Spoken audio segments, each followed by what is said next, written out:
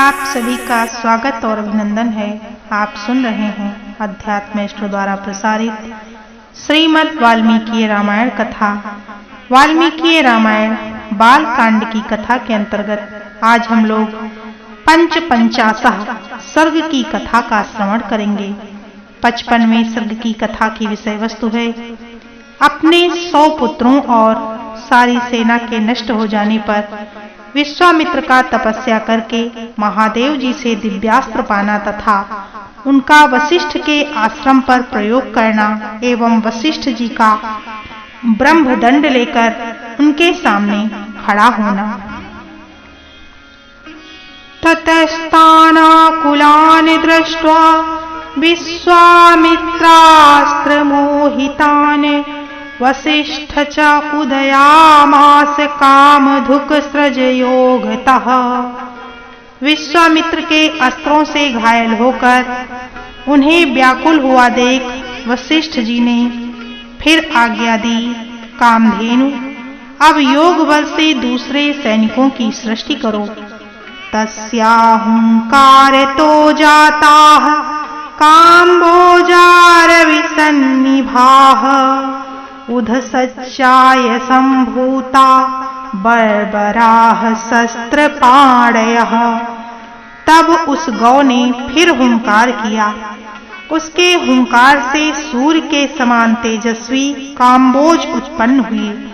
थन से शस्त्रधारी बर्बर प्रकट हुए।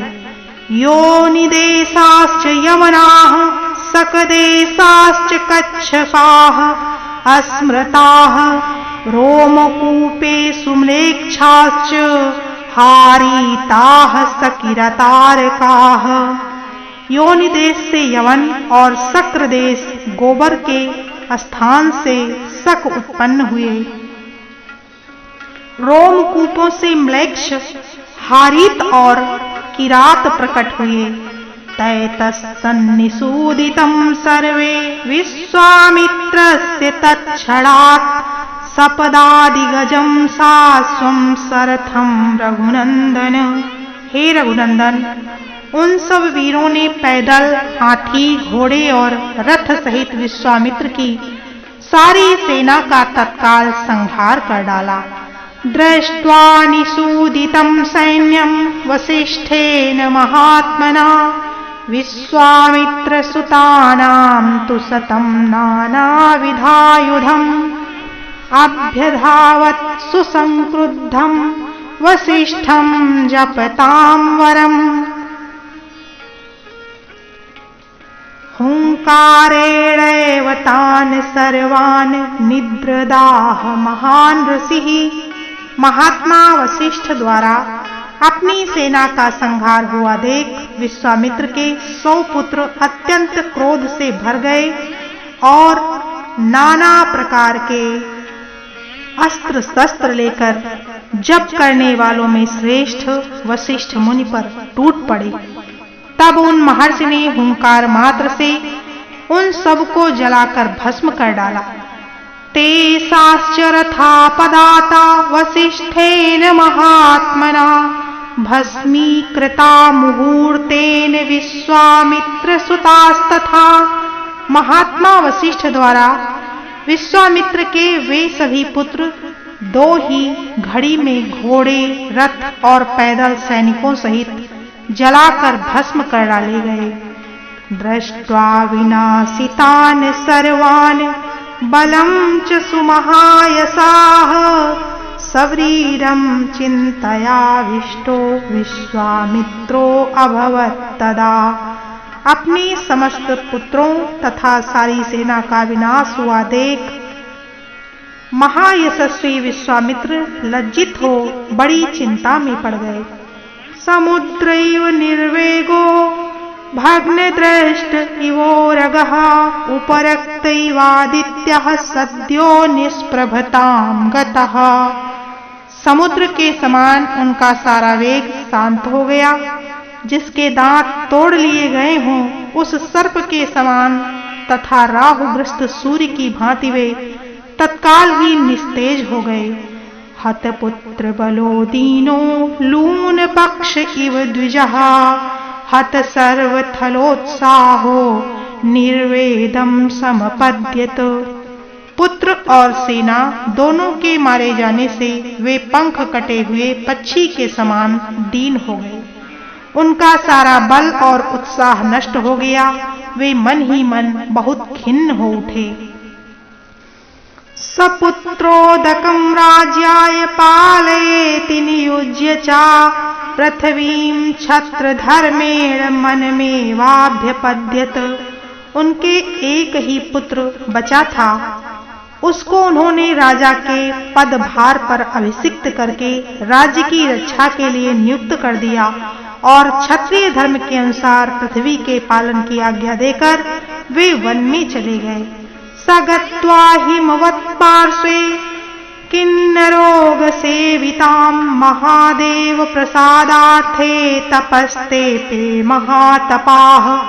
हिमालय के पार्श्व भाग में जो किन्नरों और नागों से सेवित प्रदेश है, वहां जाकर महादेव जी की प्रसन्नता के लिए महान तपस्या का आश्रय लेवे तप में ही संलग्न हो गए। केनचित् त्वया कालेन देवेशो वृषभध्वजः दर्शयामास वरदो विश्वामित्रं महामुनिम्। कुछ काल के पश्चात वरदायक देवेश्वर भगवान वृषभध्वज शिव ने महामुनि विश्वामित्र को दर्शन दिया और कहा, किमर्थे तपस्ये राजन ब्रूहि यत् ते विवक्षितं वरदो अस्मि वरो यस्ते काश्चितः सो अभिधीयताम्। हे राजन, किस लिए तप करते हो? बताओ क्या कहना चाहते हो? मैंने तुम्हें वर देने के लिए आया हूँ। तुम्हें जो वर पाना अभीष्ट हो उसे कहो। एवं मुक्तस्तु देवेन विश्वामित्रो महातपाः प्रणिपत्य महादेवं विश्वामित्रो अब्रवीदितम्। महादेव जी के ऐसा कहने पर महातपस्वी विश्वामित्र ने उन्हें प्रणाम करके इस प्रकार कहा, यदि तुष्टो महादेव धनुर्वेदो ममानघ सांगोपांगो निषदः सरहस्यः प्रसीदताम् प्रदीयताम्।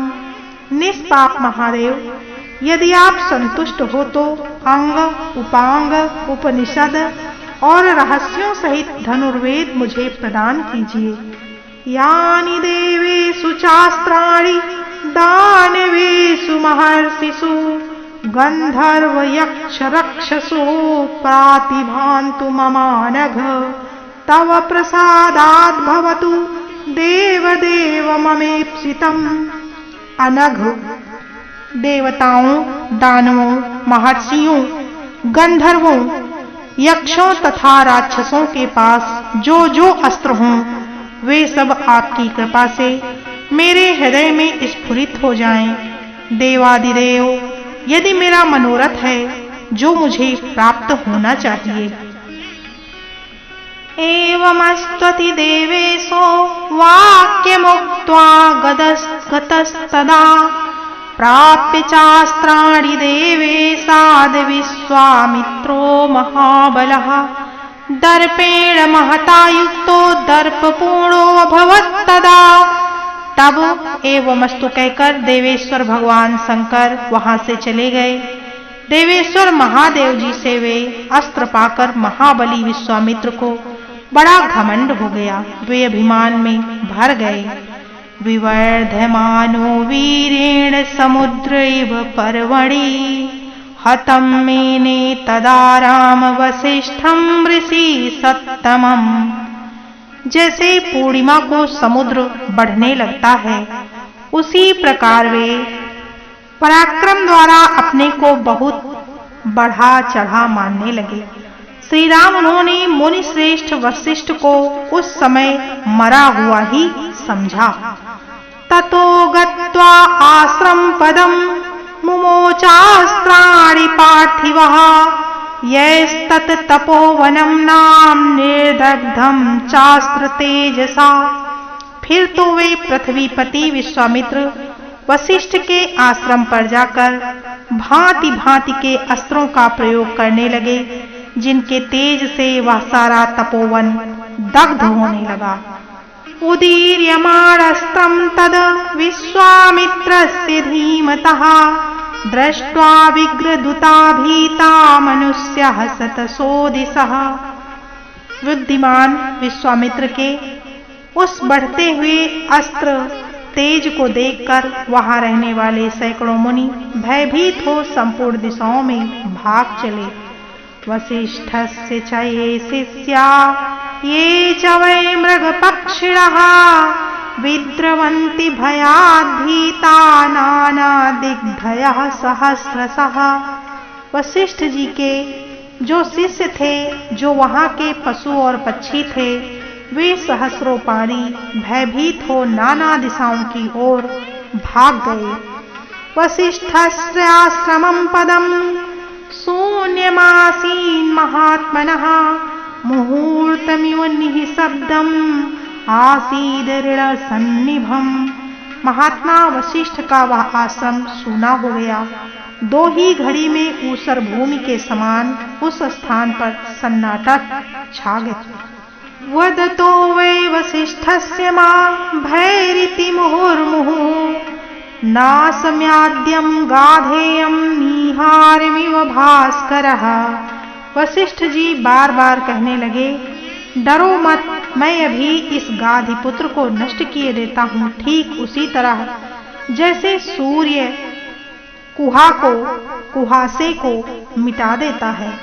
एवमुक्त्वा महातेजा वसिष्ठो जपतां वरः विश्वामित्रं तदा वाक्यं सरोसम् इदम् अब्रवीत्। जपने वालों में श्रेष्ठ महातेजस्वी वशिष्ठ ऐसा कहकर उस समय विश्वामित्र से रोष पूर्वक बोले, आश्रमं चिर समृद्धं यद विनाशितवानसिः दुराचारो हि अन्मूढ़स्तत् अस्मात् त्वं न भविष्यसि। अरे, तूने चिरकाल से पाले पोसे तथा हरे भरे किए हुए इस आश्रम को नष्ट कर दिया, उजाड़ दिया, इसीलिए तू दुराचारी और विवेक शून्य है और इस पाप के कारण तू कुशल से नहीं रह सकता। इत्युक्ता परम क्रुद्धो दंडम उद्दम्य सत्वरः विधूमैव कालाग्नि दंडम इवापरम। ऐसा कहकर वे अत्यंत क्रुद्ध हो धूम रहित बाल कालाग्नि के समान उद्दीप्त हो उठे और दूसरे यमदंड के समान भयंकर डंडा हाथ में ले उठाकर तुरंत उनका सामना करने के लिए तैयार हो गए। इत्यार्षे श्रीमद् रामायणे वाल्मीकिये आदिकाव्ये बालकांडे पंचपंचाशः सर्गः। इस प्रकार श्री वाल्मीकि निर्मित आर्ष रामायण आदि काव्य के बाल कांड में 55वां सर्ग पूरा हुआ।